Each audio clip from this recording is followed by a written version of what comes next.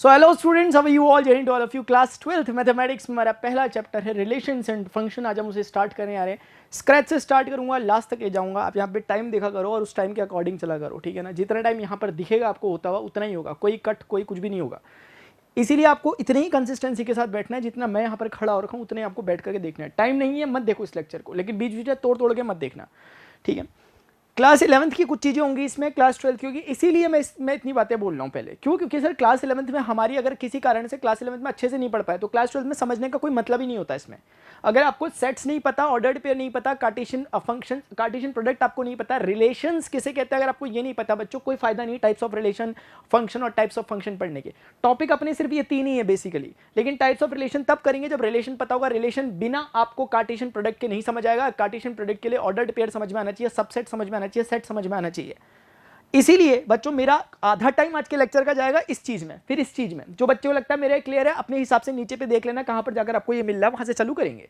मैं स्क्रैच से पढ़ा रहा हूं लेकिन, ठीक है। ये मानकर कि आप क्लास 10th से सीधे आए और क्लास 12th में पढ़ना चालू कर रहे हो, ठीक है। चालू करें, आ जाओ।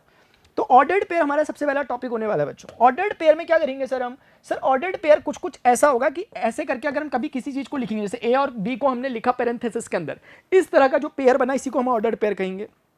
अब एक बात समझो, जैसे हमने देखा कि सर हमारे पास जैसे कार्टेशियन कोऑर्डिनेट जो हमारे पास होता था एक्स वाई, मान लेते हैं इसमें कोई पॉइंट 2,3 होता था, तो 3,2 कहीं यहीं कहीं एग्जिस्ट करता होगा। अब मैंने क्यों दिखाया आपको ये अलग अलग से बना के? इसलिए दिखाया ताकि मैं बोल सकूं कि 2,3 और 3,2 बिल्कुल अलग चीज होती है। ये इसको रिप्रेजेंट कर रहा है, ये इसको रिप्रेजेंट कर रहा है, ये पॉइंट ए को रिप्रेजेंट कर रहा है, वो वाला पॉइंट बी को रिप्रेजेंट कर रहा है। तो आपको क्लैरिटी क्या आ रही है इसमें सर की ऑर्डर्ड पेयर में अगर इनका ऑर्डर बदल दिया जाता है आगे पीछे तो चीजें बदल जाती है। इसलिए मैं आपको यहां से रूल नंबर 1 देना चाहता हूं ऑर्डर्ड पेयर के रिगार्डिंग, वो ये कि ए कॉमा बी कभी भी बी कॉमा ए के बराबर बच्चों नहीं होगा।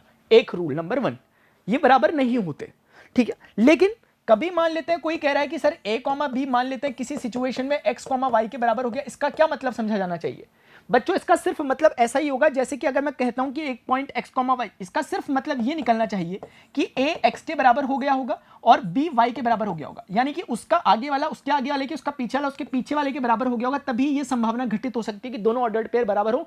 अदरवाइज ऑर्डर्ड पेयर बराबर होने का कोई सवाल नहीं उठता। ये बहुत जनरल नॉलेज है, इसमें कोई मैं बहुत बड़ी बड़ी बातें भी नहीं कर रहा, ऐसा भी नहीं कर रहा कि आप बोल रहे हो सर ये सर के ऊपर से यार क्या बताने लग गए आप।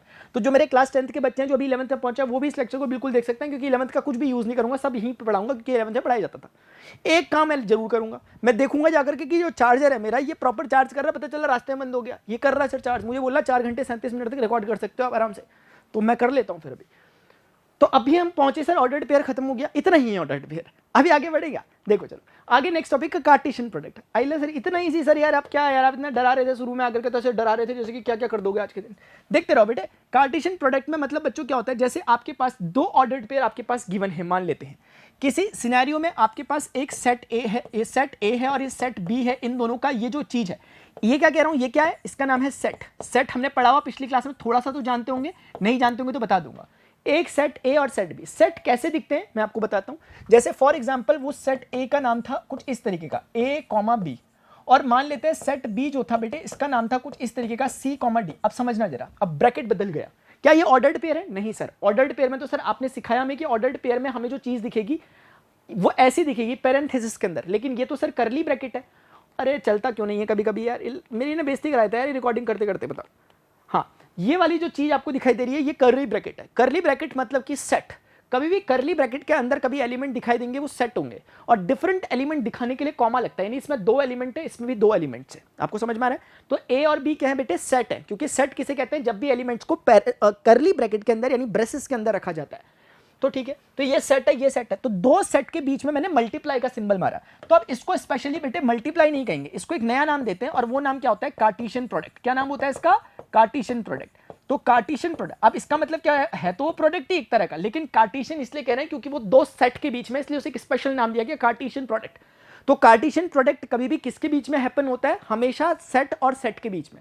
दो सेट का मल्टीप्लाई करना ही कार्टेशियन प्रोडक्ट कहलाता है। प्रोडक्ट नहीं कहते नॉर्मली, उसे कार्टेशियन प्रोडक्ट कहते हैं। कोई कहेगा कार्टेशियन प्रोडक्ट तो इसका मतलब वो दो सेट के बीच में जो ऑपरेशन हो रहा है उसकी बात कर रहा है।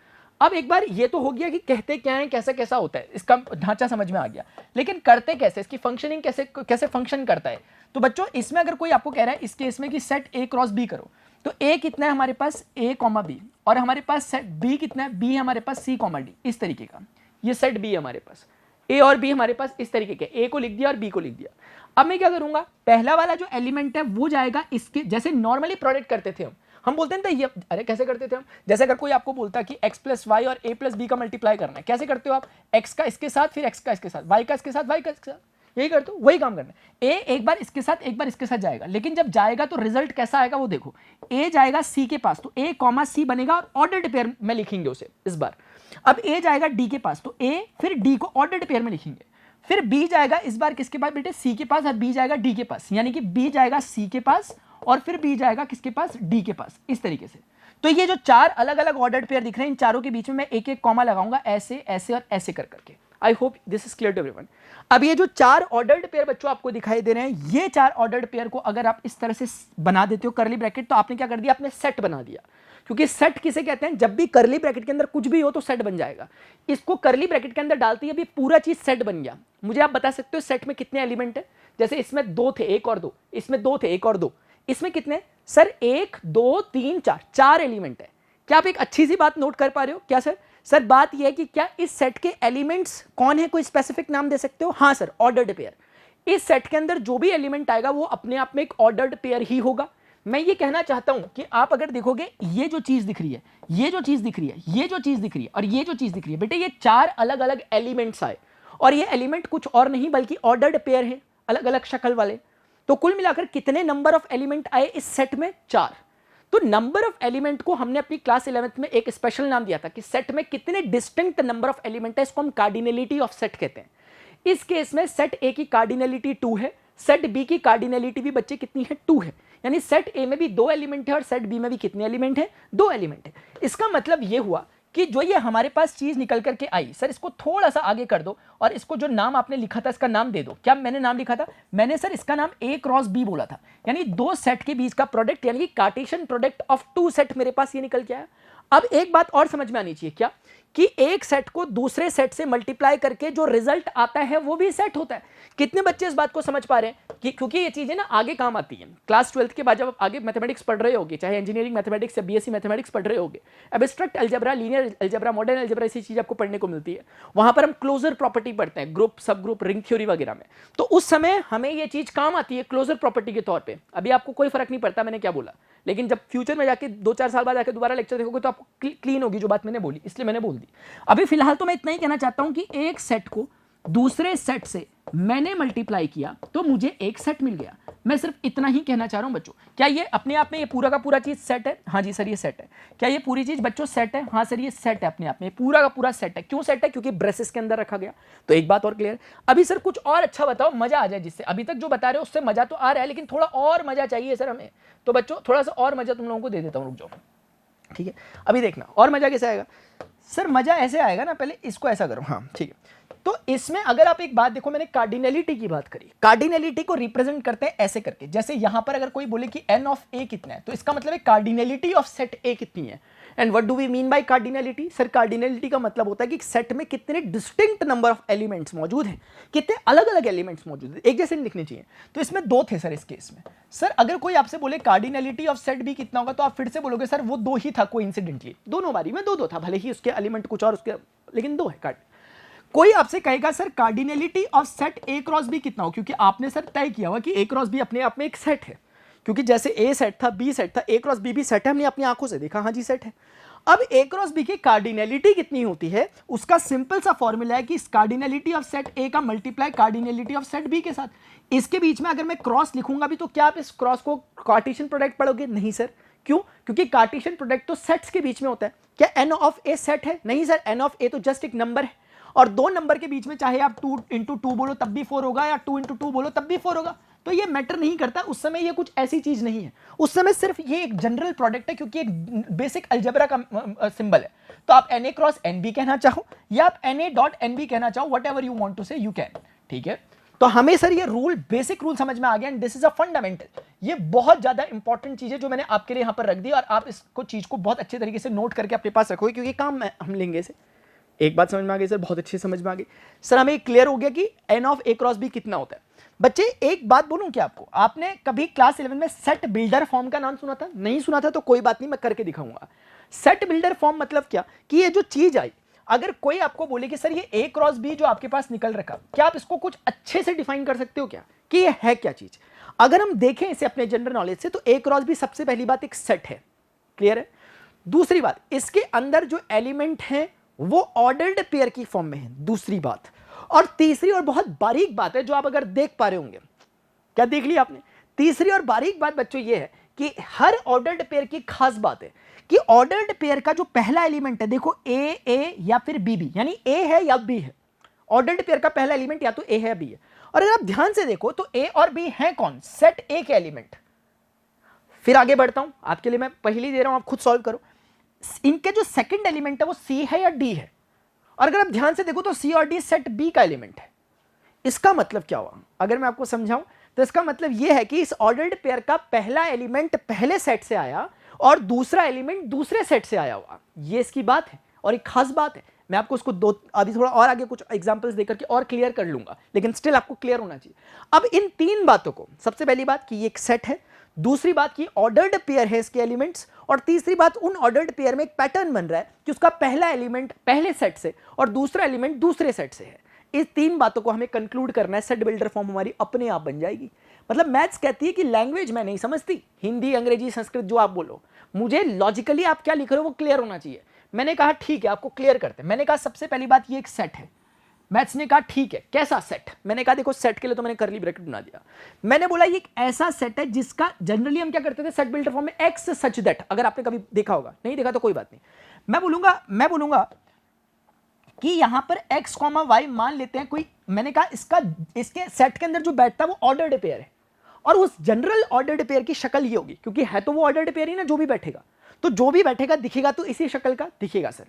अगर वो ऑर्डर्ड पेयर है तो वो ऑर्डर्ड पेयर सच दैट, वो ऑर्डर्ड पेयर कुछ इस तरीके का है कि उस ऑर्डर्ड पेयर का पहला एलिमेंट जो है x, जो है पहला एलिमेंट जो इस केस में x है, वो पहले सेट से, यानी कि इस केस में सेट a से बिलोंग करता है। ये बिलोंग्स टू का सिंबल है।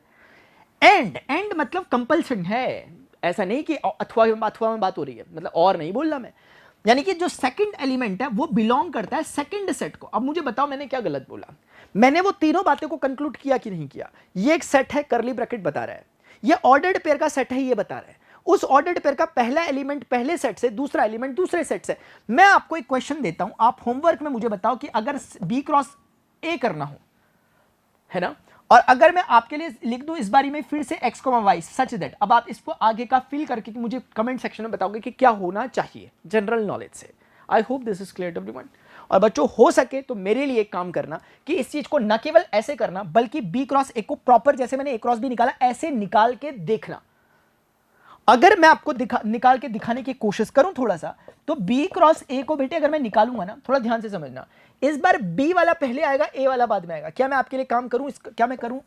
वैसे मन तो मेरा खास नहीं है, लेकिन इसमें एक अच्छी बात है जिसके कारण मुझे इसे करना पड़ेगा। बी क्रॉस ए को ऐसे ही लिखूंगा। अब मैं इसको आगे कैसे प्रोसीड करूंगा? मैं बोलूंगा सबसे पहले सी जाएगा ए के पास, तो सी और ए का ऑर्डर्ड पेयर, सी जाएगा बी के पास, सी और बी का ऑर्डर्ड पेयर, फिर जाएगा डी ए के पास, तो बेटे डी और ए का ऑर्डर्ड पेयर, और उसके बाद डी जाएगा बी के पास, यानी डी और बी का ऑर्डर्ड पेयर, और इस तरीके से क्लोज हो जाएगा। I hope this is clear to everyone. क्या मैंने कुछ भी गलत बोला, कुछ भी एक्स्ट्रा बोला? वही बोला जो ऊपर किया था, सेम प्रोसीजर किया। अब मैंने क्यों किया काम? सर ये आपने काम किया क्यों? जरूरत क्या पड़ गई आपको ये काम करने की? इसके बिना आगे नहीं बढ़ पा रहे थे क्या आप? इतना डिटेल में जाने की क्या जरूरत पड़ गई सर आपको? देखो बच्चों, अगर आप इसको और इसको फोकस में लें, इन दोनों को अगर आप फोकस में ले, ए क्रॉस बी को और बी क्रॉस ए को बेटे अगर आप फोकस में ले, तो आप पाएंगे कि दोनों के दोनों क्या एक जैसे नहीं सर। इसमें ए कॉमा सी है, इसमें सी कॉमा ए है, इसमें ए कॉमा डी है, इसमें डी कॉमा ए है, इसमें बी कॉमा सी है, इसमें सी कॉमा बी है, इसमें बी कॉमा डी है, डी कॉमा बी है। और मैंने स्टार्टिंग ऑफ द लेक्चर में बताया था कि ऑर्डर्ड पेयर में ये चीज कभी भी बराबर नहीं होती। इसका मतलब इतना तो तय कि दोनों इक्वल सेट्स तो नहीं है, लेकिन ये इक्विवेलेंट सेट्स हैं। इक्विवेलेंट सेट्स मैंने बताया था क्लास 11th में, लेकिन अभी फिर बता देता हूं। इक्विवेलेंट सेट्स मतलब ऐसे सेट्स जिनकी कार्डिनलिटी सेम होती है, जिनके number of different number of elements equal होते हैं। वो हैं क्या, वो बात नहीं कर रहे, लेकिन उनकी क्वांटिटी इक्वल होती है। क्वालिटी वाइज वो इक्वल नहीं है, होंगे चलेगा। तो इसीलिए जैसे इस केस में दोनों के दोनों इक्विवेलेंट सेट्स हैं, क्योंकि ये भी दो एलिमेंट रखता है बेटे, ये भी दो एलिमेंट रखता है। तो हमें यहां पर समझ में आया कि ए क्रॉस बी और बी क्रॉस ए में जो समझने वाली बहुत प्यारी बात है वो ये कि ए क्रॉस बी और बी क्रॉस ए, अगर मैं बोलूं क्या इक्वल होता है सर? सरासर इक्वल नहीं होता, बिल्कुल अनइक्वल होता है, देख लो। लेकिन बेटे कल को कोई आपको बोले कि n of A cross B और यहाँ पे n of b cross a, क्या ये बराबर होता है? सर ये बिल्कुल बराबर होता है। तो इसका मतलब हमारे पास ये दो चीजें हमारे पास एज अ रिजल्ट यहाँ पर हमें समझ में आती है। I hope this is clear to everyone. जितने बच्चों को क्लैरिटी आ चुकी है प्लीज कमेंट सेक्शन में लिखा करो। मैं जब पढ़ता था, मेरे टीचर जब कुछ ऐसी बात बोलते थे जो सुन के मजा आता था, दिल गदगद होता, मन करता था कि जाकर के टीचर के पैर पकड़ लो। ऐसा लगा, मैं कभी कर नहीं पाया ये काम, मैंने शायद कर देना चाहिए था। ठीक है, तो मैं वो कहना चाहता हूँ, ऐसा फील कभी कभी आपको आता हूँ तो क्या करोगे आप कुछ करा करो, अपने दिल की बात कमेंट में लिख दिया करो। ठीक है, मेरे तक पहुंचती है पूरी बात, मैं एकदम रिलेट कर जाता हूँ उस बच्चे से, मुझे अपनी याद आ जाती है। ठीक है, लेकिन वो होना भी चाहिए ना, ऐसा थोड़ा जबरदस्ती लिख दोगे यार। मैं भी यार सबको अपनी तरह समझ लेता हूँ कभी कभी। ठीक है, तो अपने को क्लैरिटी आ चुकी है क्या कि सर हमें a क्रॉस b निकालना, कार्टेशियन प्रोडक्ट में कोई क्लैरिटी। सर हमारा चैप्टर 2 तो आपने ऐसे ही कंप्लीट कर दिया क्लास 11 का, बेटा ऐसा ही हूँ मैं। ठीक है, देखते रहो अभी।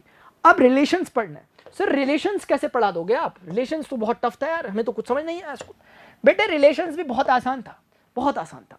रिलेशंस असल में इतना आसान है कि अगर आपको समझ में आ गया तो आपको समझ में आ ही चुका है, बस थोड़ा सा मुझे लिखने की देर है। यहाँ पर कुछ लिख लेता हूँ मैं, फिर से वही कहानी चलूंगा। मैं बोलूंगा मान लेते हैं मेरे पास एक सेट है जिसके दो एलिमेंट्स हैं। मैं कहूंगा मेरे पास दो सेट है जिसका एक एलिमेंट ए है, एक एलिमेंट बी है। मैं कहूंगा मेरे पास एक दूसरा सेट है जिसका एक ही एलिमेंट है। लेट से उस एलिमेंट का नाम आपकी मर्जी का रखने वाला हूं मैं, आप जो बोलोगे। मैं एक्स रख देता हूं, मान लेते हैं एक्स उस एलिमेंट का नाम है। ठीक है, अब एक काम करता हूं बच्चों कि मेरे से मुझे कुछ नहीं है, मुझे पिछले वाले केस को दोबारा ट्राई करना है। मुझे ए क्रॉस बी निकालना है। तो ए क्रॉस बी निकालने का प्रोसीजर क्या है यार? ये है सर, ए क्रॉस बी निकालने का प्रोसीजर ये है। अभी जैसे ही ए क्रॉस बी को मैं निकालूंगा तो मैं लिखूंगा ए क्रॉस बी। ए को एक्स से मल्टीप्लाई करूंगा ऐसे, और बी को एक्स के साथ मल्टीप्लाई करूंगा ऐसे। मल्टीप्लाई ऐसे होता है, और इसको ब्रैकेट के अंदर डाल दूंगा क्योंकि मुझे पता है कि ये भी इटसेल्फ एक सेट है, और बीच में कॉमा, दो डिस्टिंक्ट एलिमेंट बन गए, ए कॉमा एक्स और बी कॉमा एक्स का ऑर्डर पेयर।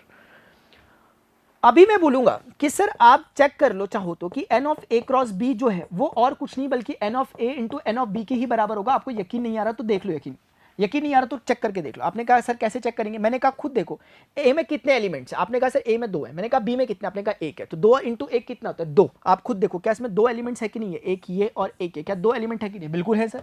तो आगे बढ़ते हैं बच्चों, इतना भी आपको क्लियर है।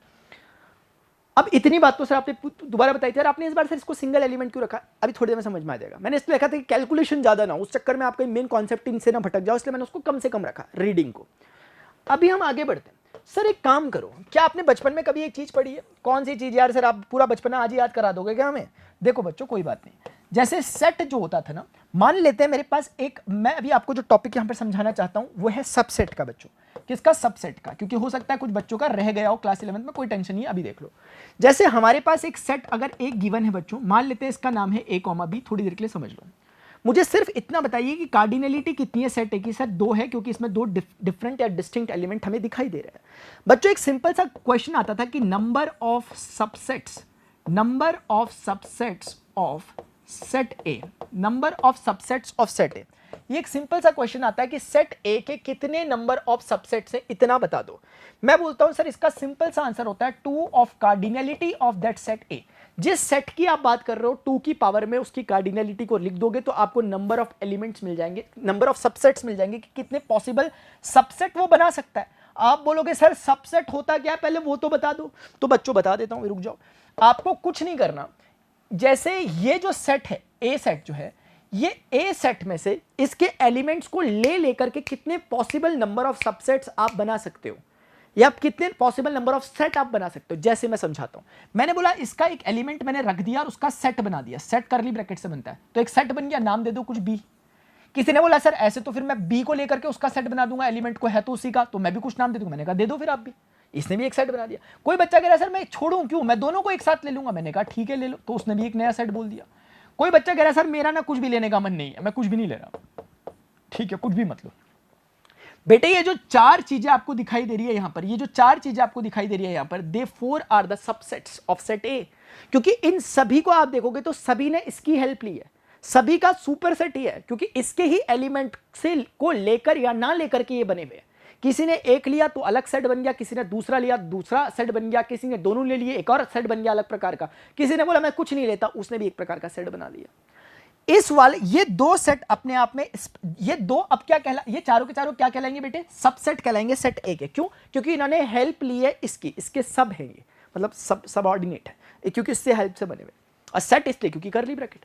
लेकिन इन दोनों को सर आपने क्यों ऐसे ब्रैकेट मारा, स्पेशल क्यों दिखाया इन दोनों, इन दोनों में क्या स्पेशलिटी थी बेटे? इन दोनों में स्पेशलिटी ये कि एक नाम का कैपिटल डी है, असल में ये सेट ए ही है। अगर ध्यान से देखो सेट ए जो है वही है वो, इसका मतलब।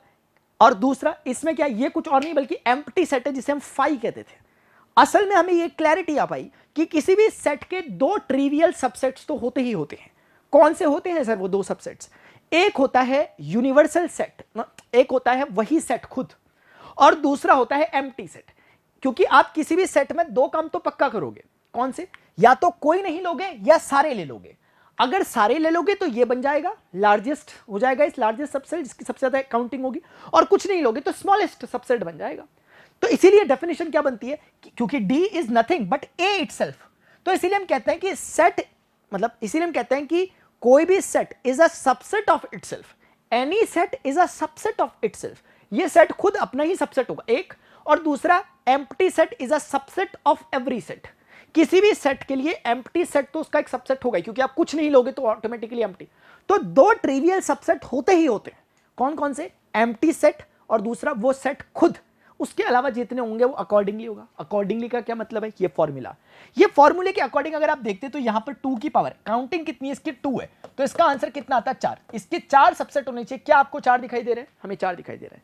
तो क्लैरिटी है अभी सबसेट की, सबसेट कैसे होता है, कैसे निकालते हैं, फॉर्मूला क्या होता है, एग्जैक्टली क्या होता है, क्लैरिटी आ रही है सर? हमें पूरी क्लैरिटी आ रही है, तो दिखनी चाहिए क्लैरिटी। अब मैं आपको कहता हूं कुछ मत करो बेटे, मुझे सिर्फ एक काम करके बताओ कि नंबर ऑफ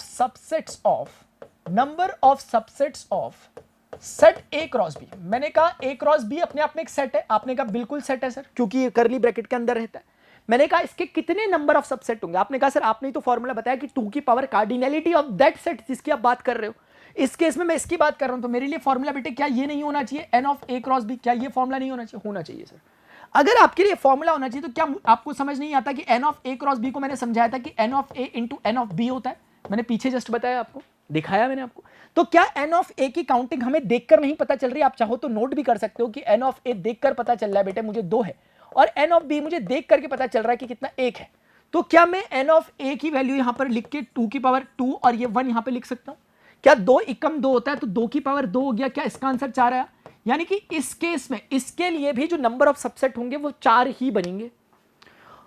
और आपको समझना भी चाहिए क्योंकि 2 एलिमेंट थे तो 2 के कितने होंगे? 2 की पावर 2। जो यहां भी तो सीधे दिख रहा है 2 ही एलिमेंट है, तो 2 की पावर 2 डायरेक्टली भी हो सकता था, लेकिन मैंने प्रॉपरली करा, प्रॉपरली। अभी वो 4 सबसेट अगर सर आप बना के दिखा दो तो मान जाए। हम आपने बता दिया 4 होते हैं, बहुत सुंदर, लेकिन वो 4 कौन कौन से होते हो बता दोगे तो मान जाऊंगा। सर कैसे नहीं बताएंगे? हम आराम से बता देंगे। हमें ये फोकस करना पड़ेगा कि हम किस सेट पे फोकस कर रहे हैं। सर हम फोकस कर रहे हैं इस वाले पे, हम फोकस कर रहे हैं बेटे इस वाले पे, और ये वाले पे अगर हम फोकस कर रहे हैं, 1 मिनट, हम इस वाले पे फोकस कर रहे हैं, रेड कलर के बॉक्स के अंदर जो है, अगर हम इस पे फोकस कर रहे हैं तो इसके कितने नंबर ऑफ एलिमेंट्स मौजूद हैं उसके आधार पर मैंने पता करा 4 इसका सबसेट बनेगा। एलिमेंट इसमें 2 हैं। अब सेट बनाने की प्रक्रिया क्या है? सर सेट बनाने की प्रक्रिया यह है कि मान लेते हैं कि एक सेट का नाम x हो गया, इसके एक एलिमेंट को लिया। बच्चों कितनों को समझ में आ रहा है कि एक एलिमेंट सिर्फ ये होगा? क्या एक एलिमेंट ये है? एक एलिमेंट a, x है, ब्रैकेट के अंदर b, x है, a, x order pair b, x यही एलिमेंट। लेकिन ये एलिमेंट तो ले लिया, लेकिन सेट कहां बनाया? सेट बनाने के लिए सर इसका ये करना पड़ेगा बेटे। जैसे ही आपने ये किया अब ये सेट बन गया, और न केवल सेट बल्कि सब सेट, क्योंकि इसके ही एलिमेंट की हेल्प लेकर ये बना। ऐसे ही कर अगर कोई कहता है कि सर एक y सेट बना रहा हूं मैं इस बार इस एलिमेंट को ले लूंगा, b, x को ले लूंगा, और उसके ऐसे करके मैं करली ब्रैकेट लगा दूंगा।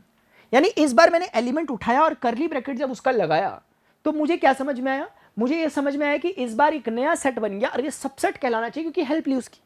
कोई बंदा कहता है कि सर मुझे इक्के दुक्के से काम नहीं चलता, मुझे पहले वाला भी चाहिए, पहला जो एलिमेंट है वो भी चाहिए, और मुझे सर दूसरा एलिमेंट भी चाहिए, और दोनों एलिमेंट को लेकर के मुझे एक सेट बना देना है।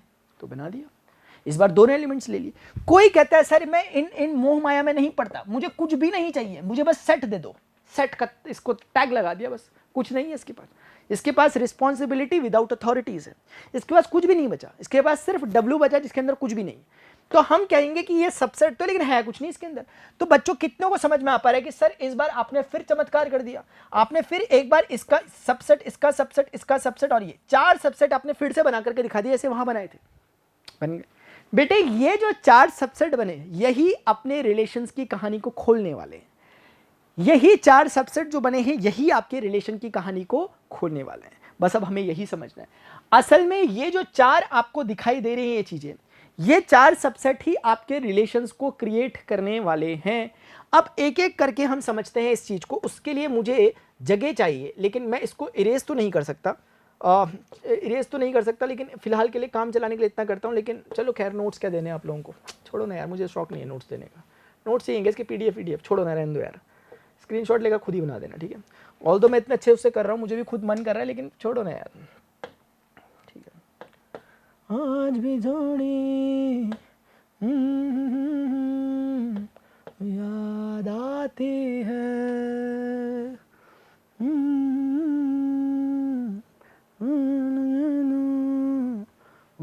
याद आती है। इसको हम अब ये नाम ना दे करके एक नया और प्यारा नाम देंगे। हम इसको R1 बोल देंगे, इसको हम R2 बोल देंगे, इसको हम R3 बोल देंगे, इसको हम R4 बोल देंगे। अभी आते हैं इस पर कि ये किया क्या। पहले मैं आपको थोड़ा समझाऊं जरा। अगर बच्चों आप ध्यान से समझो, आपको जो सेट A दिया था और जो सेट B दिया था, इस सेट A और B को, यार एक काम करूं क्या मैं, थोड़ा अच्छा लगेगा, डिजाइन जरा अच्छा लगेगा। मेरे पास जब सुविधा है तो उसका इस्तेमाल करना चाहिए नहीं चाहिए मित्रों, करना चाहिए नहीं करना चाहिए, करना चाहिए सर, तो करो ना सर यार। तो एक ये काम कर दिया मैंने, दूसरा मैंने यहां पर बच्चों क्या कर दिया, ये कर दिया। तो मैंने कुल मिलाकर के 2 सेट्स यहां पर तैयार कर दिए। एक ये हो गया मेरे पास, इवन एक काम करता हूं, इसके अंदर के एलिमेंट्स देखो। असल में बेटे कुछ और नहीं, सेट A है, ये सेट B है। सेट A के एलिमेंट्स जो हैं वो A, B ऐसे दिखा रहा हूं उसे पिक्टोरियल तरीके से, और ये X है, इसमें एक ही एलिमेंट है। मैं इस चीज को कुछ नहीं करूंगा, इस चीज को सिर्फ मैं रेप्लिकेट कर दूंगा। 1 2 हो गए, और इसी चीज को मैं फिर से रेप्लिकेट कर दूंगा, 3 हो गए बच्चे, और इसी को ले आऊंगा यहाँ पर 4 हो गए। मेरे पास 4 डिफरेंट अलग अलग यहाँ पे पिक्चर्स आ चुकी हैं। मैं इसकी हेल्प से कुछ करने वाला हूँ। अगर आप देखोगे इस वाले X में A कनेक्टेड है X के साथ, ऑर्डर्ड पेयर में A, X का सेंस ये निकल रहा है कि A is connecting with X। ये वाली चीज को ही, जो इसके बीच में जो ये रिलेशन बन रहा है, इसी को हम R1 कह रहे हैं। रिलेशन, रिकॉग्निजिबिलिटी क्रिएट हो रही है। 2 सेट्स किसी तरीके से आपस में कनेक्ट हो रहे हैं, संबद्ध हो पा रहे हैं, तो इस तरीके को ही मैं कह रहा हूं कि एक रिलेशन है। तो आपको क्या समझ में आया कि रिलेशन 1 कुछ और नहीं बल्कि ये जो शक्ल दिख रही है रिलेशन 1 की है, क्योंकि फैमिली में एक दूसरे से कनेक्ट हो जाता है तो दोनों फैमिली कनेक्टेड मानी जाती है। ऐसे ही करके इस B, X का सेंस है कि B is connecting with X। तो जो ये नई चीज बनी बेटे, इसको हमने कुछ R2 नाम का रिलेशन दे दिया। इसी तरीके से आप देखोगे इसमें A X के साथ कनेक्ट हो रहा, B का मन कर रहा, वो भी X के साथ कनेक्ट हो जा रहा। इसको ऐसे समझो कि A ने शादी कर दी X के साथ, तो इनके R1 नाम का रिलेशन। यहां पर सोचो कि A एक बच्चा है, B एक बच्चा है, दोनों की वो मदर है X, तो मदर का रिलेशन है। A और B दोनों की मदर सेम हो सकती है, इसीलिए। और ये वाला केस है A B और कोई किसी से कनेक्टेड नहीं है, मतलब ये चौथे प्रकार का रिलेशन है, no relation, there is no. वो कहते नहीं कि इसका मेरे साथ कोई रिश्ता नहीं है। अगर उसके साथ आपका कोई रिश्ता नहीं है, ये भी अपने आप में एक रिश्ता ही है। इस रिश्ते का नाम क्या है, कोई भी नहीं रिश्ता, इस रिश्ते का नाम ये रिश्ता है। तो ये है तो रिश्ता अपने आप में, इसीलिए no relation is itself a relation, ठीक है। तो इसीलिए हमें समझ में आ गया ये जो 4 चीजें दिख रही थी कुछ और नहीं बल्कि रिलेशंस थे। तो आज हमें क्लैरिटी आ चुकी है कि सर रिलेशंस किसे कहते हैं, बस इसे परिभाषा में बांधने की देर है। अगर आप गौर से देखो, इन चारों को रिलेशन कह रहे हैं, लेकिन ये 4 हैं कौन सर, ये 4 तो सबसेट है किसके, A क्रॉस B के, खत्म हो गया। यानी A क्रॉस B के, A क्रॉस B जो कि एक सेट है, जो भी सबसेट्स होंगे, जितने सबसेट होंगे उतने ही रिलेशन होंगे। गलत कह रहा हूं क्या, A क्रॉस B के जितने सबसेट्स होंगे, इस बार 4 थे तो 4 रिलेशन बने। अगर A क्रॉस B के 8 सबसेट होते तो 8 रिलेशन बन रहे होते।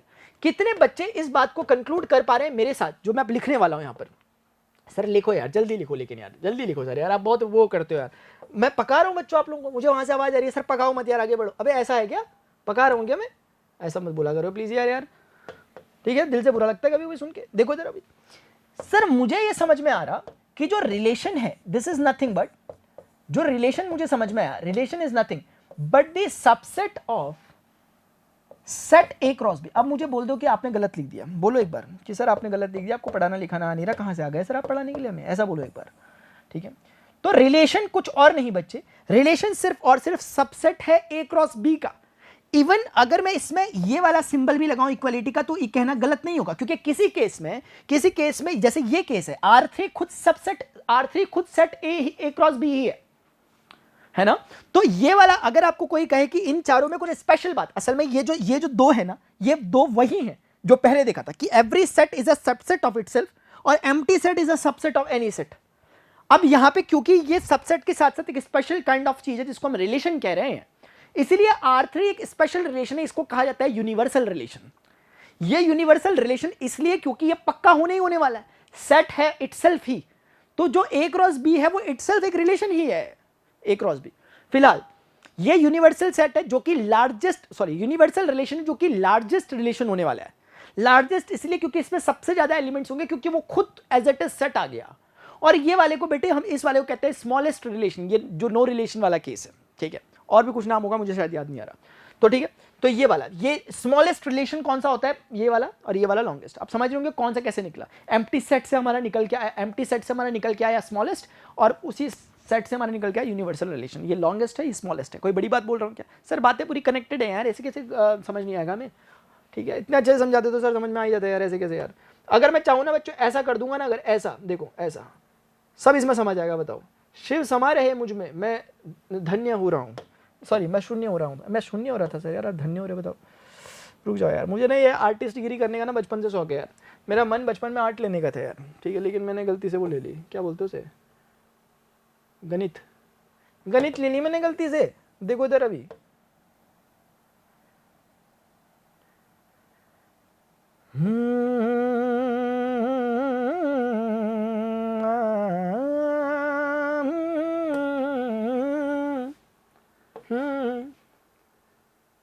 चोरी चोरी हमसे तुम आकर मिले थे जिस जगह।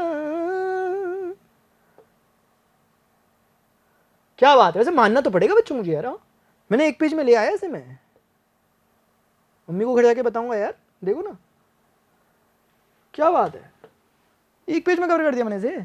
इतना बुरा भी नहीं लग रहा देखने में, वैसे देखने में भी ठीक ठाक लग रहा है यार, कितना अच्छा लग रहा है देख के यार, मैं तो फैन हो गया इस चीज़ का यार। एक फोटो चाहिए मेरी इसमें, मुझे टैग करो यार इंस्टाग्राम में, प्रणव पांडे 31 टैग करो यार इसमें, ठीक है। तो कहाँ था मैं, सर मैं था, और यार सर क्या, अच्छा तो रिलेशंस कितने बच्चों को समझ में आ गया कि सर आपने रिलेशन की जो डेफिनेशन बनाई बहुत प्यारी बनाई। कितने बच्चे और एक बात समझ सकते हैं कि सर ना केवल आपने इतना बल्कि आपने एक बात और बता दी, सर आपने लगे हाथ चुपके चुपके हमें एक बात और बता दी कि जो नंबर ऑफ रिलेशंस हैं, जो नंबर ऑफ रिलेशंस हमारे बनेंगे वो असल में कुछ और नहीं, जितने नंबर ऑफ सबसेट होंगे उसके उतना ही होगा। कितने बच्चे समझ पा रहे हैं कि number of subsets of A cross B के बराबर होंगे, number of subsets of A cross B के बराबर होंगे। और कितने बच्चे जानते हैं कि number of subset of A cross B कितने हो, किसी भी सेट के कितने नंबर ऑफ सबसेट होते हैं, 2 की power cardinality of that set.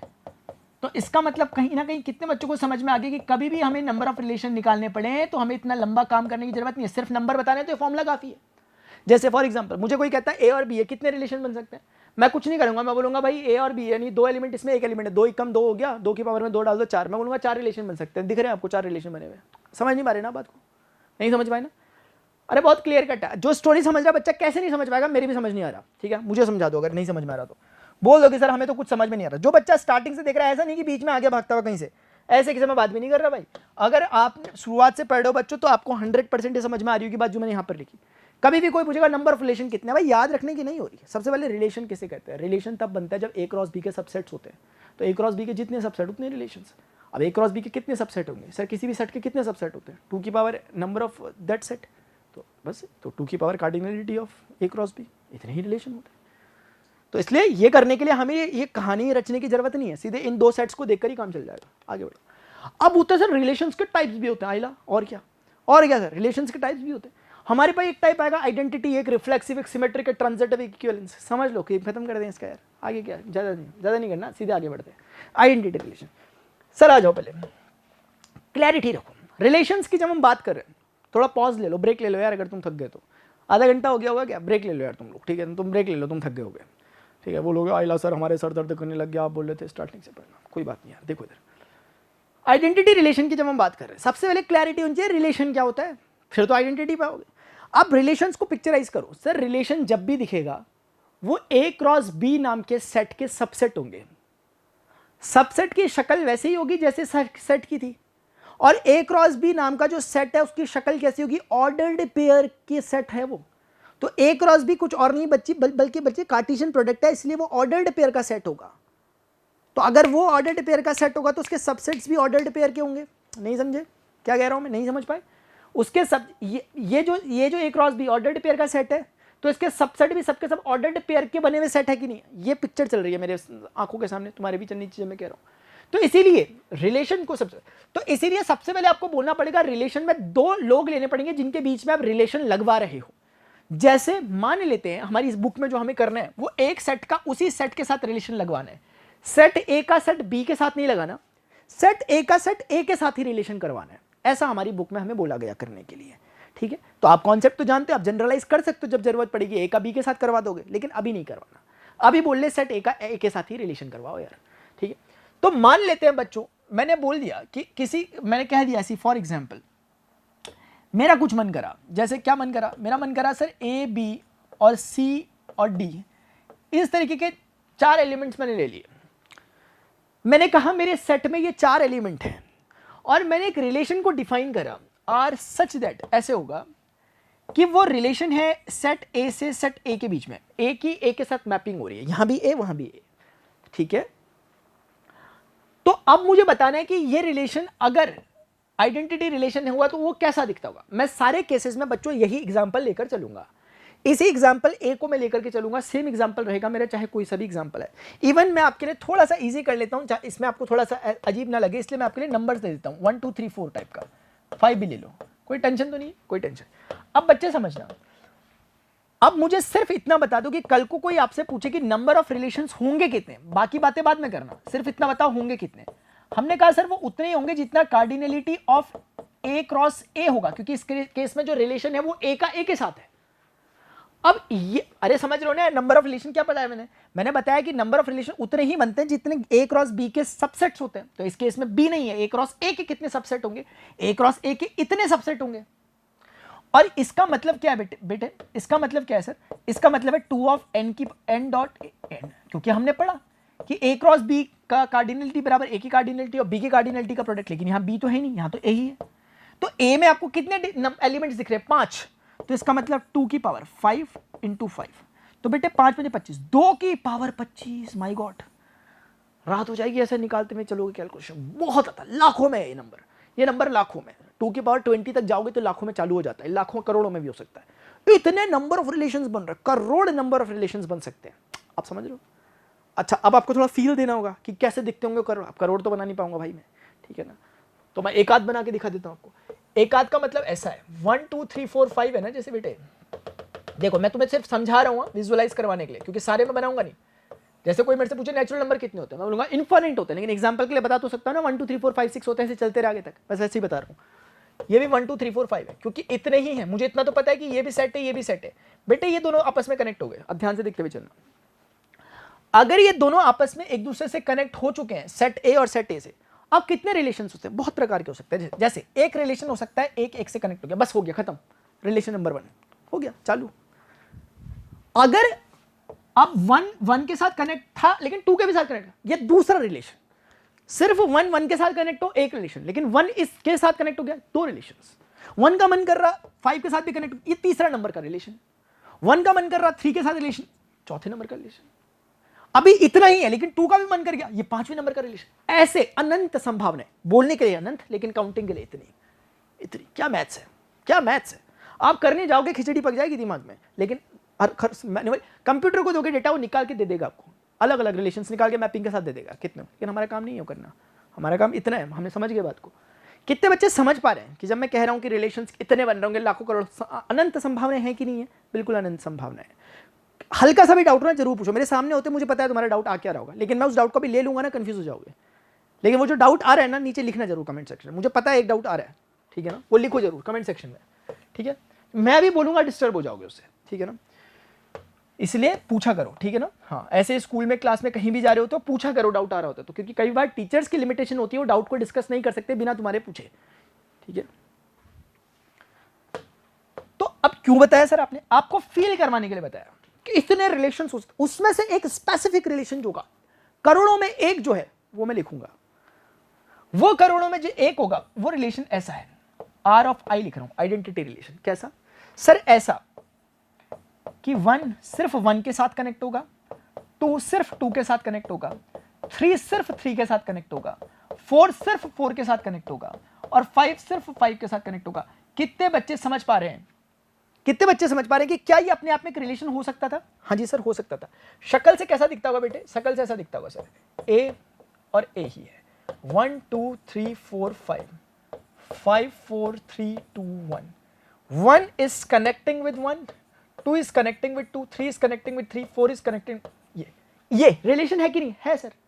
अगर इसी में मैं एक को 3 के साथ जोड़ दूं, रिलेशन है, लेकिन अलग प्रकार का। अब अलग हो गया, अब ये वो नहीं रहा, ये अलग हो गया, लेकिन अभी मुझे उतना ही चाहिए। ये उन करोड़ों में से एक है और इकलौता यूनिक है, इसके साथ दूसरा नहीं है क्या?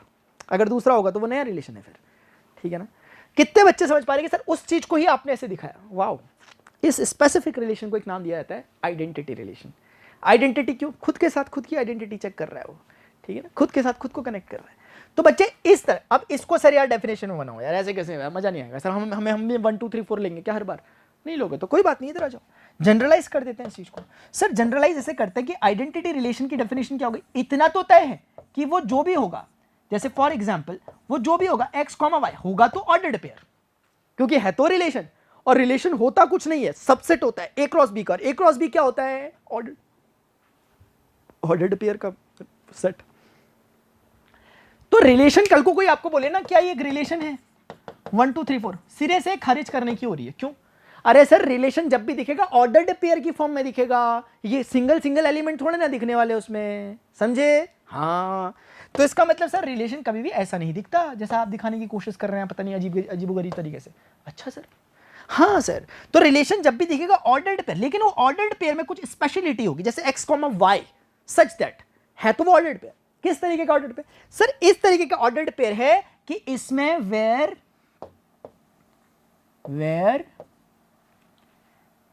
x is equal to y and x, y both belongs to set A। और इवन जिस रिलेशन की आप बातचीत करना चाह रहे थे बेटे, उस रिलेशन को भी थोड़ा स्पेसिफिक रखा जाता है, क्योंकि जब भी रिलेशन को डिफाइन किया जाता है तो बताया जाता है कि रिलेशन मैप किस में कर रहा है। तो रिलेशन सच दैट इस तरीके का था जो सेट ए से सेट ए में मैप कर रहा था, उसको डिफाइन किया मैं ब्यूटीफुली। एब्स्ट्रैक्ट मैथमेटिक्स, एब्स्ट्रैक्ट यही है। लिखने में बड़ा स्टाइलिश लग रहा होगा, 6ठी 5वीं क्लास का बच्चा देखा उसने ओ क्या लिख दिया, लेकिन आप ही को पता है कुछ भी नहीं लिखा हमने तो वही लिखा जो हमें दिख रहा। ठीक है, हमें सिर्फ इतना समझ में आया कि एक रिलेशन, क्योंकि रिलेशन 2 सेट्स के बीच में होगा, एक सेट का नाम ए है, दूसरे का भी ए है, इस तरीके से है कि वो ऑर्डर्ड पेयर है। लेकिन खास बात यह कि उस ऑर्डर्ड पेयर में आगे और पीछे का दोनों सेम है। तो मैं चाहता तो ये बात ना लिख करके सिर्फ यहां ए कॉमा ए लिख देता। क्या कह रहा हूं मैं कह रहा हूं मैं इतनी बातें ना लिख करके सिर्फ इतना भी लिख सकता था कि A comma A such that A belongs to set A. खत्म, मेरा बात यहीं पे खत्म हो जाती है, खत्म कर देता। लेकिन मैंने स्टाइल मारनी थी आपके सामने, मार दी मैंने दिखाया कि भाई एक्स कॉमा वाई, लेकिन एक्स और वाई बराबर होने चाहिए and x comma y both should belong to A. जैसे कल को किसी का मन कर रहा, सर लो सर हमने ये भी लिख दिया, भाई कहां से लिख दोगे ये कहां से लिख दोगे? 6 कॉमा 6 दिख रहा है आपको सेट ए में? नहीं है सेट ए में, कहां से लिख दोगे? नहीं होगा फिर, इसीलिए नहीं होगा ये। समझ गए बात को? वेरी गुड, वेरी नाइस, आराम से समझो। पूरी कहानी बहुत क्लियर कट है, बहुत क्लियर, बहुत स्मूथ। मुझे सुपर क्लैरिटी है, बोलो अगर नहीं समझ में आ रहा तो। ऐसी सुपर क्लैरिटी होनी चाहिए आप लोगों को, ठीक है ना? कुछ भी चीजें ऐसी नहीं, मैं आपको लिटरली बताऊं, सिंगल एक अक्षर पढ़ के नहीं आया किताब में से। मैं भी लास्ट टाइम बताऊंगा पढ़ा था, पिछले 1 साल से तो मैंने 11th 12th छुई नहीं है, क्योंकि मैं 10th को पढ़ा रहा हूँ मैथमेटिक्स। अब वो बच्चे 11th में, 1 साल तो सीधे मान लो। उससे पहले के 2 साल मैंने मान लो यूपीएससी की तैयारी है, नहीं पढ़ा, सीधे छोड़ दिया। उससे पहले एनडीए को जब पढ़ा रहा था उसमें भी बिना, कहना चाहता हूं कि ऑलमोस्ट जब मैंने 12वीं अपना ग्रेजुएशन कर रहा था, मैं 12वीं करने के बाद मैंने जब ट्यूशन पढ़ाना चालू किया था, उस समय मैंने पढ़ा होगा इसे, जो कि आज से लगभग 6-7 साल 8 साल पुरानी बात हो गई। क्यों बताया मैंने आपको ये? मैं सिर्फ तुम लोगों को इसलिए बता रहा हूँ कि ऐसी चीज़ है कि एक बार पढ़ ली छूटने की नहीं, बस रिविजन सीधे। मैं इवन आया ना, मैं ऐसा तो नहीं है कि मैं बिना तैयारी किया जाऊँगा, तो मैं आया, मैं ऐसे खड़ा होकर देख रहा था, लिखा मैंने ये सब, मैं देख रहा था, मैंने वो टॉपिक देखा जो मैंने लिखे नहीं यहाँ पे, ये टॉपिक जो मेन लेक्चर फ्लो लिखा, मैंने देखा यार क्लैरिटी आ रही थी। तो बस ये ऐसा ही है, मैं चाहता हूँ आपके साथ भी ऐसा ही हो। मतलब हमें ऐसा नहीं कि पढ़ते रहेंगे रटते, ऐसे आएगा भी नहीं समझ में, क्योंकि मैंने भी क्लास 12 पढ़ी है, लेकिन मुझे उस समय ये क्लैरिटी नहीं थी। क्योंकि उस समय क्या होता है, हमें बॉक्स के अंदर सोचते हैं, अभी नहीं सोचने की हो रही, अभी जो समझ में आ रहा है वो सोचो। जो मैं कुछ बोल रहा हूँ, तुम ताल्लुकात नहीं रख पा रहे ना उसे, तुम उससे तवज्जो नहीं रख पा रहे, छोड़ दो उसे। जब तुम्हें क्लैरिटी आएगी, कभी इंपॉर्टेंस महसूस होगी तो समझना उस बात को, अभी नहीं क्लैरिटी आ रही, छोड़ दो उसे। मैं झूठ बोल रहा हूँ इसका मतलब, ठीक है, हाँ तो सही है। अब आता है रिफ्लेक्सिव रिलेशन, स्वतुल्य रिलेशन। इससे पहले वाला भी अच्छा था, आइडेंटिटी को बताओ यार हिंदी में क्या कहते हैं। ये वाला स्वतुल्य रिलेशन है, स्वतुल्य स्वतुल्य संबंध है ये, मेरा हिंदी मीडियम ही था ना यार। तो रिफ्लेक्सिव में क्या होता है सर, मैंने कहा कि मैं इन चीजों को नहीं बदलने वाला, मैं इसको 1 2 3 4 पिछली बार के एग्जांपल को यहाँ पे सेम करूंगा, लूंगा। मैं फिर से बोलूंगा कि मेरा रिलेशन जो भी होगा वो मैं सेट ए से सेट ए पे डिफाइन कर रहा हूं, मैपिंग मेरी ऐसे चल रही है बच्चों। अब इस बार मुझे किसको दिखाना है, रिफ्लेक्सिव रिलेशन को। अब रिफ्लेक्सिव रिलेशन क्या है, वो कहता है कि अब इतना तो क्लैरिटी, अब मैं वो बार बार तो बताऊंगा नहीं कि कितने रिलेशन बन सकते हैं। 2 की पावर 25 रिलेशन बन सकते हैं, क्योंकि 5 इसके 5 उसके भाई के 5 पंजा 25, 2 की पावर 25, इतने रिलेशन बन सकते हैं जो कि करोड़ों में। लेकिन मैं कह रहा हूं रिफ्लेक्सिव रिलेशन इस बार जो मैं निकालूंगा वो करोड़ों में एक नहीं होगा, वो करोड़ों में कुछ काउंटेबल होगा, कुछ फाइनाइट होगा, एक नहीं होगा, लेकिन बहुत सारे होंगे, लेकिन काउंटेबल होंगे, फाइनाइट होंगे। कितने होंगे उसकी फिक्स वैल्यू भी है जो हम फॉर्मूले से निकाल सकते हैं, लेकिन वो आपके सिलेबस में नहीं है। लेकिन इतना है कि वो एक नहीं है करोड़ में, कुछ है। कैसा है सर, कुछ बहुत प्यारी चीज है यार, मन तो कर रहा है एक्सटेंडेड वे में पढ़ाऊं, लेकिन उतना सिलेबस में नहीं है आपके। देखो मैं कहूंगा सर मेरे पास एक रिलेशन ऐसा निकला इस बार कि 1 1 से कनेक्ट हुआ, 2 2 से कनेक्ट हुआ, 3 कुछ बच्चों की सांसें एकदम अटक गई होंगी, अरे सर क्या लिख रहे हो ये आप, सर गलती तो नहीं कर दी आपने कहीं, पिछली बार की बातें आप रिपीट कर रहे हो सर, क्या कर रहे हो आप ये। हाँ बच्चे वही सब कुछ। अगर मैं यहां पे 1,2 को भी डाल दूं, ये लो प्यार से समझेंगे, ठीक है ना, प्यार से। कैसे समझने वाले हैं, प्यार से। ये जो चीज आपको दिखाई दे रही है रिफ्लेक्सिव रिलेशन, सर यार बताओ ना यार, समझाओ ये क्या पहेलियां बूझ रहे यार हमारे साथ। नहीं बूझता हूं, चलो पहेलियां आ जाओ बच्चे। सिर्फ मतलब इतना है कि सर ये सारे के सारे जो आपको दिखाई दे रहा है ये, लेकिन इसमें खास बात अगर आप ऑब्जर्व कर पा रहे होंगे, वो खास बात बच्चों बताऊं क्या है, ये वाली। अगर आप इनको देख पा रहे हो तो आपको वही फील आ रहा होगा जो इससे पहले वाले में आया था आइडेंटिटी में, लेकिन इस बार कुछ एक एक्स्ट्रा एलिमेंट आ गया। लेकिन एक्स्ट्रा एलिमेंट ऐसे अपनी मर्जी से नहीं आ जाएगा कि 1,7 नहीं लिख दूंगा, मैं लिखूंगा वही जो मेरे पास अवेलेबल है, अवेलेबल होना चाहिए, सेट ए में मौजूद होना चाहिए उसको। अब इसकी शक्ल कैसी दिखती होगी, ये कुछ वैसा ही है जैसे मैं पिछली बार आपको बता रहा था, जरा समझो इस चीज को। 1 2 3 4 5 बेटे समझना, ये 1 2 3 4 5 सेट ए, ये कौन है, सेट ए। इस चीज को मैंने पकड़ा और मैंने यहां से यहां शिफ्ट कर दिया, इसे यहां से यहां मैंने इसे शिफ्ट कर दिया, ठीक है। अभी क्या होगा सर, अभी ये होगा, मेरे ना एक थॉट चल रहा है दिमाग में एक्चुअली ना, चलो छोड़ो रहने देता हूँ, पर्सनल है यार। लो 3 4 5 करेक्ट हो गया। 1 2 3 4 5 और जो ग्रीन कलर से मैंने करा था 1 कनेक्ट हो गया, 2 कनेक्ट। क्या मानते हो कि दोनों अलग अलग रिलेशन है? बिल्कुल अलग अलग रिलेशन है। वो जो 2 की बार 25 रिलेशन थे ना, उनमें से ये रिलेशन है, एक प्रकार ये एक प्रकार वो। ये हो जाने से मान लेते हैं कोई कहता कि सर इतना हो गया, उसके अलावा एक काम और करूं क्या? मैंने कहा क्या कर लोगे? बोला सर 2 को भी 4 से कनेक्ट कर लूंगा। मैंने कहा कर ले बेटे कर ले, मतलब तुम भी मजे ले लो, देखते हुए चल रहा हूं।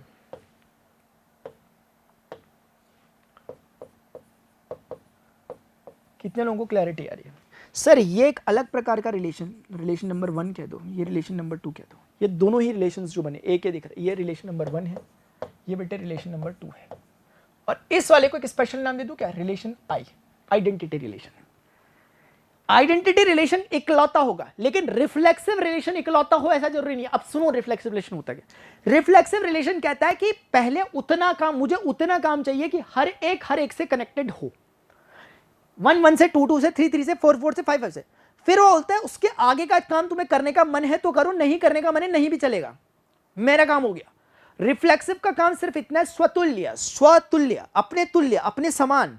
वो कहता है मुझे अपने अपने समान वाले मिला दो मेरे पास, उसके अलावा कुछ जोड़ने का मन करे तो ठीक है, तब भी कोई दिक्कत नहीं है। कुछ दूसरा तीसरा जोड़ लो जो तुम्हारा मन कर रहा, तब भी मैं रिफ्लेक्सिव रहूंगा। मेरे रिफ्लेक्सिव की सिर्फ कंडीशन इतनी कि मेरे ये एलिमेंट होने चाहिए। तो उस लिहाज से कितने बच्चों को समझ में आ पा रहा है कि आइडेंटिटी रिलेशन भी एक रिफ्लेक्सिव रिलेशन है? कितने बच्चों को समझ में आ पा रहा है? कितने बच्चों को एक बात ये समझ में आ पा रही है कि जब हम बात कर रहे हैं आइडेंटिटी रिलेशन की, जैसे इसकी हम बात करें, क्या ये रिफ्लेक्सिव रिलेशन नहीं हो गया? क्योंकि रिफ्लेक्सिव के क्राइटेरिया को उसने फुलफिल किया कि नहीं किया। तो कोई भी आइडेंटिटी रिलेशन इटसेल्फ रिफ्लेक्सिव है कि नहीं है? मैं गलत कह रहा हूं क्या? मैं एक बात लिखने वाला हूं यहां पर, मुझे टोक देना, मुझे बोल देना सर ये क्या लिखने लग गया आप।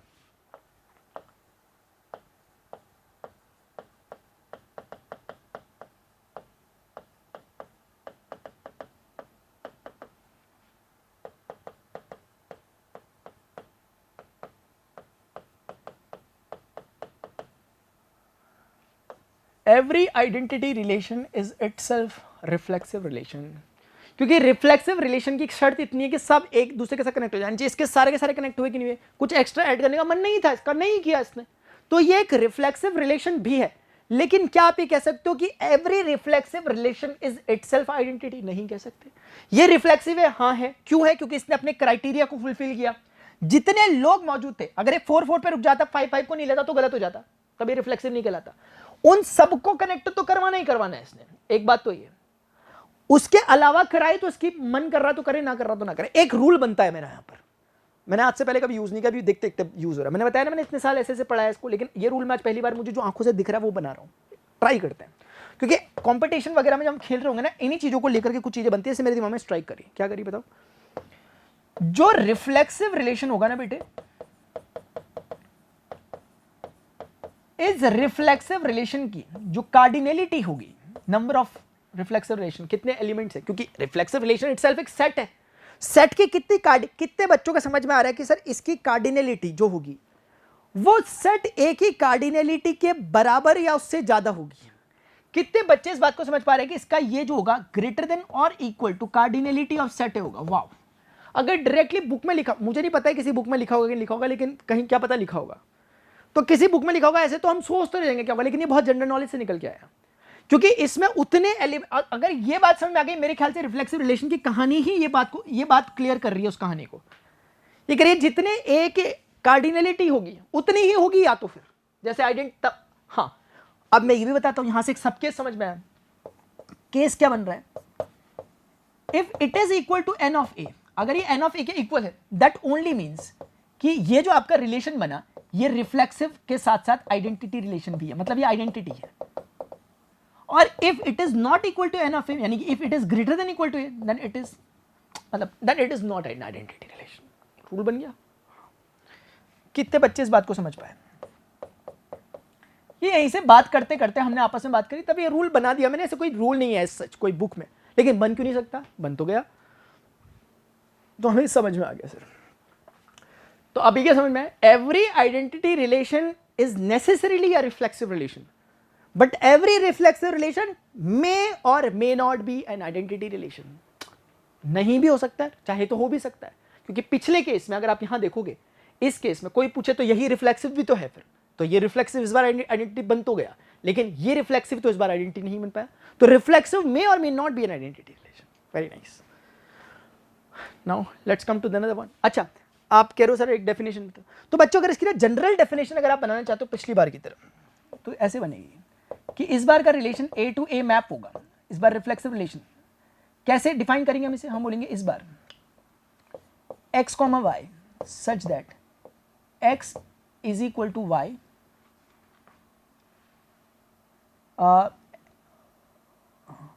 ठीक है, for all x comma y belongs to set A. अब आप बोलोगे सर सेम बात आपने पीछे भी लिखी है यार, आप तो हमारे साथ खेल रहे हो यार सर, मैं जज्बातों के साथ खेल रहे हो यार। बेटा यार मैं किसी के जज्बातों के साथ नहीं खेलता यार, मेरे साथ खेल लेते लोग यार। देखो इधर, यहाँ भी तो सेम रहता। यहाँ एक बात लिखूं क्या? हमारे अपनी पर्सनल म्यूचुअल अंडरस्टैंडिंग हमारी, हम कहना चाहते हैं कि यहाँ हम लिखेंगे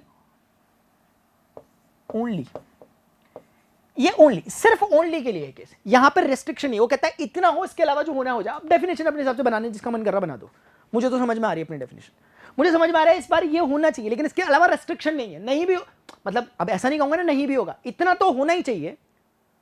हर एक्स और वाई जो ए से बिलोंग करते हैं उसके लिए इतना तो होगा ही होगा, इसके अलावा एडिशनली कुछ नहीं। इसमें रेस्ट्रिक्शन नहीं कि सिर्फ इतना ही होना है, सिर्फ इतना ही वाला आइडेंटिटी में।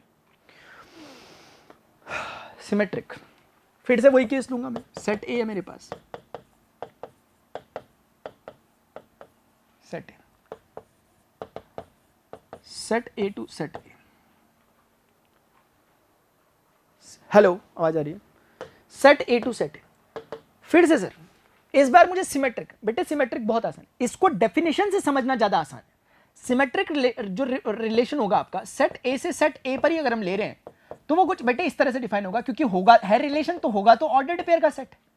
अगर ऑर्डर्ड पेयर का सेट है सच दैट कि if A comma B belongs to relation S, this implies B comma A also belongs to relation S. खत्म। मैं समझाता हूं तुम्हें, आपको ना बड़ी तकलीफ हो गई होगी, हो तो नहीं रही किसी का, नहीं यार सर मजा आ रहा है यार, आप क्या पढ़ा रहे हो यार सर मजा आ रहा है, ऐसा बोला करो बच्चों यार, तुम लोग भी ना यार, मुझे खुद की तारीफ खुद ही करनी पड़ती है, बताओ यार। ठीक है, अब यार ये डब्बे के अंदर ये आ रहा नहीं, चलो कोई बात नहीं, think out of the box. ठीक है, think out of the box, हमने बॉक्स के बाहर रख दिया। क्या बात है सर यार, मजा आ गया, think out of the box. अभी आ जाओ सर आगे, बहुत मजा कर लिया आपने। बेटे ये क्या कहना चाहता है, ये कहना चाहता है कि एक फॉर एग्जाम्पल ऐसे आप समझिए कि मेरे पास एक रिलेशन फॉर्म हुआ इस तरीके से 1, 2, 2, 3, 2, 1, 3, 2, दैट्स ऑल। ये हो गया।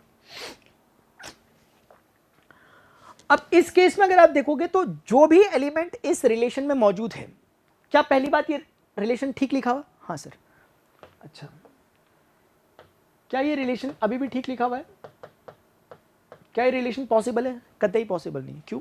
क्योंकि रिलेशन तभी पॉसिबल हो पाएगा जब उसमें एलिमेंट्स लिए गए, जो एलिमेंट्स, अरे यार खुद ही सोचो ना, एक रिलेशन हम दो सेट जिनको ले रहे हैं वो ये हैं 1 2 3 4 5, 1 2 3 4 5। अब मैपिंग कैसे भी कर लो, 7 तो कभी कनेक्ट हो ही नहीं पाएगा ना किसी के साथ, 7 हो ही नहीं पाएगा। 7 कहाँ से गया आपका, ये ना यहाँ है ना वहाँ है, नहीं आ पाएगा सर। तो इसीलिए इसके कारण ये रेस्ट्रिक्ट हो जाएगा, ये नहीं हो सकता रिलेशन। लेकिन अगर ये हटा दे तो इसके अलावा बाकी सारे एलिमेंट्स इसी के हैं तो कोई दिक्कत नहीं है।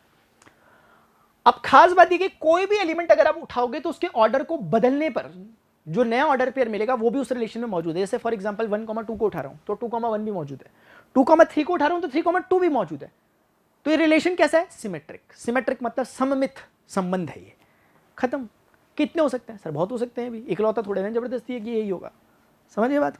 यही बात ये बोला कि इफ अगर गलती से भी कोई एक एलिमेंट रिलेशन में है तो उसको बदलने पर जो एलिमेंट हो वो भी रिलेशन में होना चाहिए। ठीक है, तो एग्जाम्पल हो गया इसका।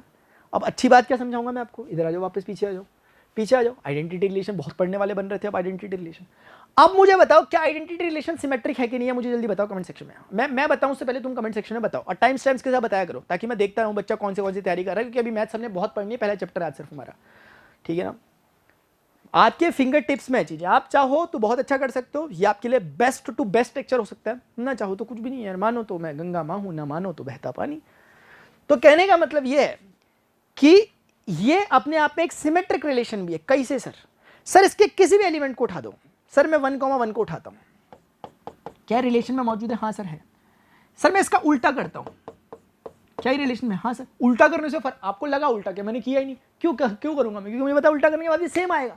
तो इसका मतलब जो भी मैं एलिमेंट उठाऊंगा आइडेंटिटी में, उसका उल्टा करने पे क्योंकि वही खुद आ जाएगा और वो तो खुद है ही मौजूद, इसलिए रिलेशन सिमेट्रिक ऑटोमेटिकली हो गया। इसलिए every identity relation is itself a symmetric relation. कितने बच्चे समझ पा रहे हैं बात को?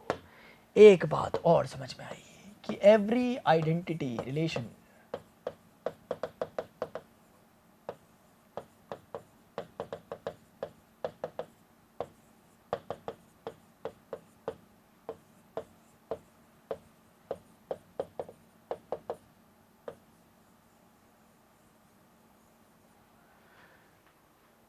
हर आइडेंटिटी रिलेशन सिमेट्रिक भी। अरे भाई समझ तो रहे, जबरदस्ती बोल रहा क्या मैं यार, ऐसा तो नहीं मत बोलना यार प्लीज यार। अच्छा तो सर ये अच्छा खेल रहे हो यार जरा आप। ट्रांजिटिव रिलेशन, ट्रांजिटिव संक्रामक संबंध, बड़ा प्यारा संबंध है। देखो इधर सेट ए 1 2 3 4 5, कैसा 1 2 3 4 5 ऐसा। आज भी थोड़ी याद आती है। ट्रांजिटिव रिलेशन की डेफिनेशन इसको अच्छा बनाती है। रिलेशन फिर से बच्चों हमारा कैसा है? A to A। तो उस A to A में ट्रांजिटिव रिलेशन जो कि मेरा A to A है, सच दैट वो किस तरीके का है सर? इस बार इस तरीके के है तो ऑर्डर्ड पेयर ही बेचारा, लेकिन सच दैट कि इफ A, B बिलोंग करता है रिलेशन T को, मतलब इसको जो भी आपका रिलेशन जिसको आप ट्रांजिटिव कहने वाले हो, and at the same time B comma C भी बिलोंग करता है आर टी को, देन दिस इंप्लाइज कि ए कॉमा सी भी बिलोंग करेगा आर ऑफ टी को। खत्म हो गया।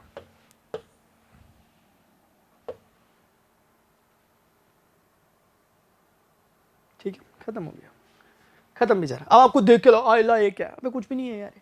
तुम्हें एक खास बात देखने को मिलनी चाहिए कि ये जो बी था इसका लास्ट इसका फर्स्ट था। ये ऐसा है कि ए बी और सी है, ए बी के साथ कनेक्टेड है, बी सी के साथ कनेक्टेड है, तो ये कहना चाह रहा है कि ए और सी भी आपस में कनेक्टेड होनी चाहिए। ठीक है, ये ऐसा कुछ है कि राम श्याम का भाई है, श्याम मोहन का भाई है, तो राम मोहन का भाई भी होना चाहिए। अगर ये एक रिलेशन हो रहा होता तो फिर ये ट्रांजिटिव था, ट्रांजिटिव था। लेकिन फिर उल्टा कुछ बताऊं जो नहीं होगा, देखो राम श्याम से बड़ा है, ठीक है, श्याम मोहन से बड़ा है, श्याम मोहन से छोटा है इस बार, या मैं इसको ऐसा करना चाहूंगा, राम श्याम से बड़ा है और मोहन, जैसे मैं इसको ऐसे लिखता हूं, राम श्याम से बड़ा है, श्याम मोहन से बड़ा है। फिर मैं गलत कर दिया, हाँ सर इतनी गलतियां कौन करता है यार। राम श्याम से बड़ा है, श्याम मोहन से छोटा है। क्या मुझे बता दो कि राम और मोहन में बड़ा कौन होगा? बता दो यार, सोचो ना यार। मैंने क्या पूछा? राम एक इंसान है जो कि श्याम से बड़ा है, लेकिन श्याम मोहन से छोटा है। यानी कुल मिला के बात यह कि श्याम राम और मोहन दोनों से छोटा है। अब आप बता दो कि राम और मोहन में बड़ा कौन है? जैसे ना कोई किसी घर में 3 बच्चे हैं, एक बच्चा है जो बाकी 2 से छोटा है, तो क्या बता दो कि उन 2 में बड़ा कौन है? नहीं बता पाओगे आप, बिल्कुल नहीं बता पाओगे, ठीक है ना, आप बिल्कुल भी नहीं बता पाओगे। अभी मैं क्लास में हूँ, क्लास में अभी कट करो, समझे कि नहीं समझे आप बात को? ये बात है। तो राम श्याम से बड़ा है, तो ऐसा टाइप का रिलेशन कहीं ना कहीं ट्रांजिटिव नहीं हो पाएगा। अभी मैंने जस्ट एक एग्जांपल दिया था, ठीक है, अभी मैंने क्या दिया था बच्चे यार? एग्जांपल दिया था, ठीक है ना। अब इधर आ जाओ, अब समझाता हूँ इसे। आप बोलोगे सर यार समझाते तो नहीं यार, ऐसे पता नहीं क्या ऊट पटांग से उलूल जुलूल से एग्जांपल दे देते हो यार। देखो ना यार बच्चों, यार 1,2 2,3 1,3 एक बेसिक एग्जांपल, एक बेसिक एग्जांपल। बच्चे ध्यान से देखना, तुम देखोगे कि 1,2 क्या सेट ए में बिलोंग कर रहा है? कर रहा है। क्या 2,3 सेट ए में बिलोंग कर रहा है? कर रहा है। बच्चे सिर्फ इतना देखना कि ये 2 का ट्रांजिशन हो गया यहाँ पर, तो 1,3 जो है क्या वो सेट ए में बिलोंग कर रहा है? ओल्ड हुर्रे कर रहा है सर, इसलिए ट्रांजिटिव हो गया। इतना इतना सा होता है सर, सब में चेक करना पड़ता है। कहाँ चेक कर पाओगे? जहां ओवरलैपिंग होगी, जहां ट्रांजिशन हो पाएगा वहीं चेक कर पाओगे आप। अच्छा मेरी एक बात और सुनोगे क्या आप? मैं सुनाता हूँ, रुक जाओ इधर देखो। ये क्योंकि बच्चों को ना कंफ्यूजन पैदा करता है ये टॉपिक। 1,2 है सर, 3,4 है, बताना जरा मुझे ट्रांजिटिव होगा कि नहीं होगा? जहां पर 1 2 3 4 ये सेट ए से लिए गए हैं, तो कोई टेंशन नहीं, क्योंकि सेट ए के एलिमेंट्स। बताओ ट्रांजिटिव होगा? मुझे प्लीज सच सच बताना। टाइम स्टैम्प, ये वाला टाइम नीचे पे टाइम स्टैम्प आता है ऐसा, जैसे मान लेता कुछ भी टाइम हो रहा है, जैसे इस वीडियो को चालू हुआ मान लिया 48 मिनट हो गया, मुझे नहीं पता कितना, 48 मिनट 50 ऐसे लिखो प्लीज सेमीकोलन के साथ। तब मैं क्लिक करूंगा तो डायरेक्टली इस मोमेंट पे पहुंचूंगा मैं, हाइपरलिंक क्रिएट होगा ब्लू कलर का। तो अब मुझे बताओ कि क्या ट्रांजिटिव है कि नहीं है? अगर तुमने बता दिया क्लियर हो गया। सर ये ट्रांजिटिव नहीं है, नहीं ये ट्रांजिटिव है, ट्रांजिटिव है। ये कैसे ऐसा ट्रांजिटिव? बच्चों इसमें क्या होता है, अब हम जैसे ना इसको मैं, ये एग्जांपल को मैं कोरोना के टाइम पे देता था। आपको पता है कोरोना एक चीज थी, बीच में आई थी कोविड, आप छोटे छोटे होंगे उसमें। तो उस समय क्या हुआ था ना कि प्रमोट करा जा रहा था बच्चों को। प्रमोट का मतलब होता है कि बच्चों ने एग्जाम नहीं दिया लेकिन पास कर दिया, प्रमोट कहते थे, पास नहीं कहते थे। बच्चों को नेक्स्ट क्लास में शिफ्ट कर दिया बिना एग्जाम दिए ही। अब आप बताओ कि क्या सही था गलत था? सर ये सही था एक हिसाब से। क्यों था सही? क्योंकि फेल तो नहीं कर सकते थे, क्योंकि बच्चा चैलेंज कर सकता था कि मेरे से एग्जाम दिलवाओगे तो मैं पास कर जाऊंगा, पास नहीं मैं टॉप कर जाऊंगा। आपकी गलती, आप एग्जाम नहीं दिलवा पा रहे मेरे से, तो इसलिए उन्होंने भलाई समझी, उन्होंने प्रमोट कर दो। अब आप मुझे बताओ क्या इस केस में आप एग्जाम ले पा रहे हो? नहीं ले पा रहे। क्यों नहीं ले पा रहे? क्योंकि सर ट्रांजिशन हो ही नहीं पा रहा। आप ये तो नहीं कह सकते कि ट्रांजिटिव नहीं है, क्योंकि कहेगा मेरा एग्जाम करवा दो, लेकिन एग्जाम करवाने के लिए, ट्रांजिशन करने के लिए लोग ही मौजूद नहीं है। किसी का लास्ट क्या उसके फर्स्ट के इक्वल आ पा रहा है? नहीं आ पा रहा। एग्जाम नहीं हुआ तो प्रमोट कर दो, यानी कि इसे बोल दो ट्रांजिटिव है, ये मत बोलो ट्रांजिटिव नहीं। इसलिए बेटे ट्रांजिटिव होगा। समझ गए बात को? जहां एग्जाम करवा पा रहे हो कंडक्ट और उसके बाद भी काम नहीं हो पा रहा तो हम कहेंगे वो ट्रांजिटिव नहीं है। जैसे फॉर एग्जांपल जैसे 1,2 है, 2,3 है और 1,5 है और 2,5 है, ऐसा कुछ बन गया, क्या ट्रांजिटिव? कतई ट्रांजिटिव नहीं है। पहले तो एलिमेंट्स मैंने वहीं से लिया, ट्रांजिटिव नहीं। क्यों नहीं है? क्योंकि मैंने देखा ट्रांजिशन इन दोनों के बीच में बनना था तो 1,3 होना चाहिए था, नहीं है, खत्म, यहीं खत्म हो गया। एक ही में अगर डिसफॉलो हो गया तो खत्म, वहीं खत्म। लेकिन इस केस में दो में डिसफॉलो हो रहा है। दो में कैसे? किसी का मन करता 1,2 को उठाता एक एलिमेंट और दूसरा 2,5 को उठाता, बोलता कि देखो सर ट्रांजिशन हो रहा है, मैं कहता हो रहा है, बोला देखो सर 1,5 किस्मत से है, 1,5 किस्मत से था, इस बार 1,5 तो था लेकिन ये 1,3 नहीं था, जिसके कारण ट्रांजिशन रुक गया। एक ही को चेक करके अगर डिसफॉलो हो गया तो खत्म, लेकिन सिर्फ एक को देख करके अगर फॉलो कर गया तो खत्म नहीं, फिर सबको चेक करना पड़ेगा। जहां जहां पॉसिबिलिटीज बन रही है बच्चों, उन सब पॉसिबिलिटीज को मेक श्योर करना पड़ेगा कि डिसफॉलो कर रही है, तभी आप बोलोगे कि ट्रांजिटिव नहीं है। हर एक को चेक करना पड़ेगा, ठीक है। देखना पड़ता है कि फर्स्ट और ओवरलैपिंग कहां पे हो रही है। इस केस में ओवरलैपिंग हो पा रही है, इस केस में ओवरलैपिंग हो पा रही है। अदर देन दिस मुझे नहीं लगता, मुझे क्या मतलब है ही नहीं, ओवरलैपिंग कहीं और नहीं हो पा, इतना ईजी होता है transitive. I hope this is clear everyone, ठीक है। हाँ, अब आ जाओ वापस, आइडेंटिटी रिलेशन ये ले दे करके वापस आ जा रहा है यार। सर ये बता, क्या ये ट्रांजिटिव है? क्या ट्रांजिटिव है? बोलो सर। यस, ट्रांजिशन आप ऐसे भी समझ सकते हो कि वन को आप सिंपल समझो, क्या आपको एग्जामिनेशन लेने का मौका नहीं मिल रहा, क्योंकि कहीं भी आपको ओवरलैपिंग होती नजर नहीं आ रही। अगर ओवरलैपिंग होती नजर आती और फिर उसके बाद वो डिसफॉलो करता, ए बी रिलेशन में होते, बी सी रिलेशन में होते, लेकिन ए सी रिलेशन में नहीं हो रहे होते, तो आप कहते कि गड़बड़ हो गई सर, ठीक है ना। इस केस में 1,1 का कोई ओवरलैप करता हुआ ऐसा बंदा कोई दिख ही नहीं, इसका शुरुआत में 1 हो ताकि इसका 1 उसके 1 से कनेक्ट हो, है ही नहीं। Same goes with everything, everyone. इसका मतलब मैं कहूंगा फिर से एक बार, every identity relation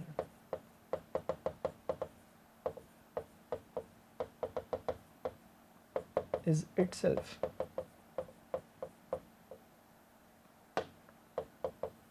transitive.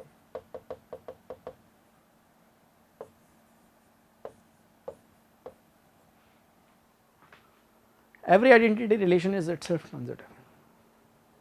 Have you got this point? Have you got this point?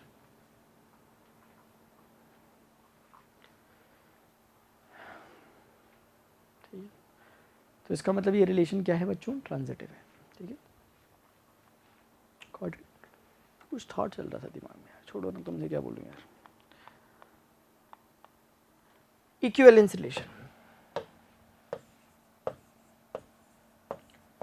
if a relation is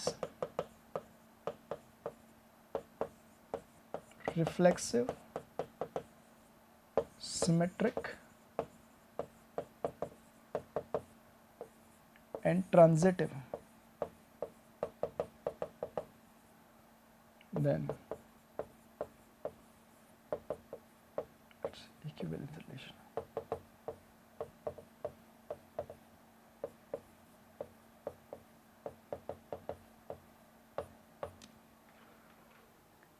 If a relation is symmetric, transitive or reflexive at a time, then it is equivalence. एक example बताओ इसका। Identity कितने को दिख रहा है यहाँ पे जो मैंने भी पढ़ाया?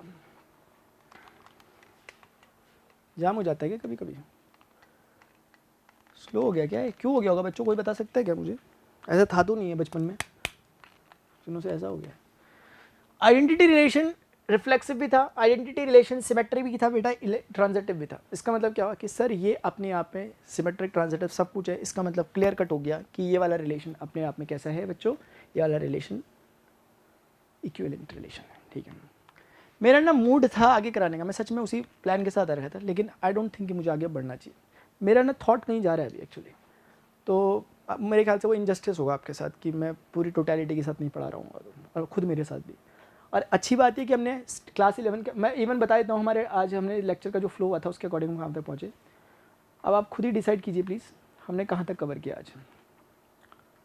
हमने कवर किया यहाँ तक, हमने क्लास 11 का सब कुछ, क्लास 11 क्या टाइप्स ऑफ रिलेशन अभी था, क्लास 12 का एक टॉपिक कवर कर दिया, ठीक है।